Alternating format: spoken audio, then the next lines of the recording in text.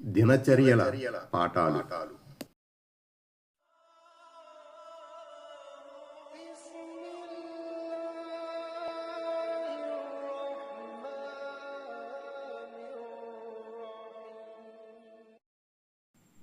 నలభై మూడు.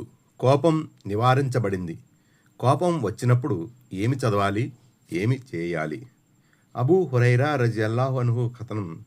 ఒక వ్యక్తి ప్రవక్త సల్లల్లాహు అలైహి వసల్లంతో నాకు హితవు చేయండి అని కోరాడు. ప్రవక్త సల్లల్లాహు అలైహి వసల్లం అతనికి నీవు కోపగించుకోకు అని చెప్పారు. అతను మరీ కోరాడు. అయినా ప్రవక్త సల్లల్లాహు అలైహి వసల్లం ఇదే చెప్పారు, నీవు కోపగించుకోకు. బుఖారీ. అబూ హురైరా రజియల్లాహు అన్హు ఉల్లేఖనం ప్రకారం దైవ సందేశహరుల ప్రవచనం ఇలా ఉంది: కుస్తీ పట్టి ఇతరులను చిత్తు చేసిన వాడు అసలైన సూర్యుడు కాదు.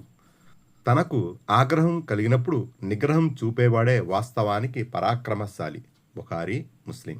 ప్రవక్త సల్లల్లాహు అలైహి వసల్లం ఇలా బోధ చేశారని అబూ జర్ రజియల్లాహు అన్హు ఉల్లేఖించారు.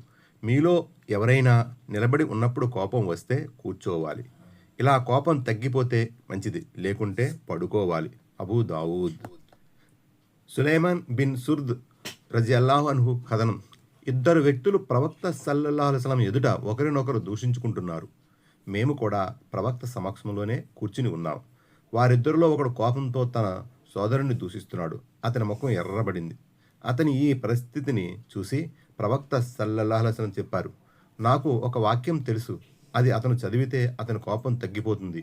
అది ఔజు బిల్లాహి మినష్ షైతానిర్ రజీమ్. ఓ అల్లాహ్, దుష్ట సైతాన్ నుండి నీ శరణు కోరుచున్నాను. బుఖారీ, ముస్లిం.